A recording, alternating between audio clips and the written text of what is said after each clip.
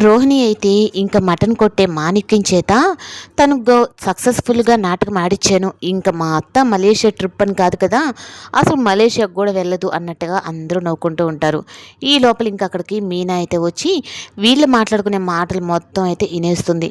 వినేసి ఇంకా రోహిణిని అయితే నిలదీస్తుంది. ఏంటి రోహిణి, నువ్వు ఇన్ని తప్పులు చేసి మలేషియా అని చెప్పిన అత్తయ్యని మోసం చేస్తున్నావా? అయినా నాకంటే నిన్నే కదా ఎక్కువగా తను నమ్ముకుంది. తను నమ్మకాన్ని కూడా ఇలా వమ్మి చేస్తావా? ఒకసారి 40 లక్షలు నువ్వు తినేసావు, మోసం చేసావు అన్నదానికి నేను కొట్టింది. ఇప్పుడు ఇంత పెద్ద మోసం చేశాను అంటే అత్తే నేను క్షమిస్తుందా? అయినా ఇప్పుడు మీ అందరి భాగవతం గురించి నేను మా ఆయనతో చెప్పేస్తానని చెప్పని ఇంకా బాలుకి అయితే ఫోన్ చేస్తుంది. ఇంకా బాలు ఫోన్ చేసే సమయానికైతే ఇంకా మీనా దగ్గరున్న ఫోన్ అయితే రోహిణి లాక్కొని ఇంకా మాణిక్యుని విద్యని అందరినీ అయితే ఈ మీనాకి మన గురించి మొత్తం నిజం తెలిసిపోయింది. తను కానీ బయటపడింది అంటే నా కాపురం కాదు, అసలు నా ఇంట్లో కూడా ఉండనివ్వరు. అయినా ఈ మీనా బయటకు వెళ్ళకూడదు, అవసరం అనుకుంటే తన్ని చంపడానికి నేను వెనకాడను అన్నట్టుగా ఇంకా రోహిణి మాట్లాడుతూ ఉంటే మీనాకైతే చాలా కోపం వస్తుంది.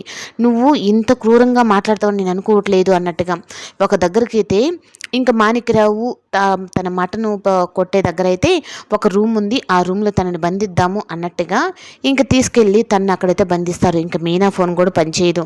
రోహిణి అయితే ఇంకా ఏం తెలియనట్టుగా మళ్ళీ ఇంటికి వస్తుంది. బాలు అయితే మీనా ఫోన్ పనిచేయట్లేదు, మీనా ఎక్కడికి వెళ్ళింది ఏంటి అని చెప్పనని మొత్తం అయితే ఇంకా ఎంక్వైరీ మొదలు పెడతాడు.